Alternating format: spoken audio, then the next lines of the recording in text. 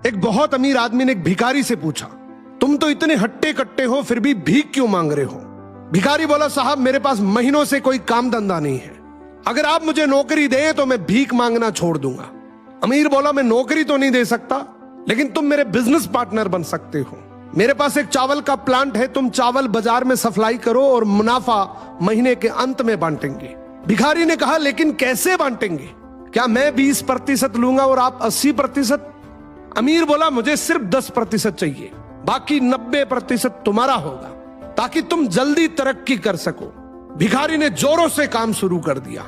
उम्दा चावल और सस्ते दामों से उसकी बिक्री बहुत बढ़ गई और उसे खूब मुनाफा हुआ।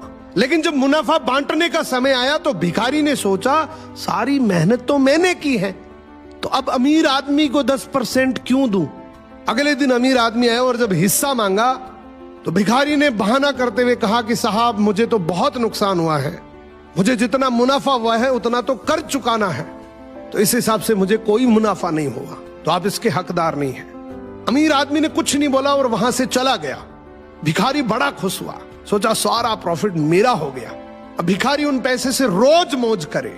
ऐसे करते करते उसके पास से सारे पैसे खत्म हो गए। अब पैसे भी नहीं है और काम धंधा भी नहीं है, तो मजबूरन उसको फिर से भीख मांगना शुरू करना पड़ा। एक दिन वो अमीर आदमी उसके पास से गुजरा और उसको देखा, क्या ये तो फिर से भीख मांगने लग गया। अमीर आदमी ने एक बहुत अच्छी बात बोली कि इस दुनिया में गरीब और अमीर आदमी जो होता है ना, उसमें सबसे बड़ा डिफरेंस होता है उसकी सोच का।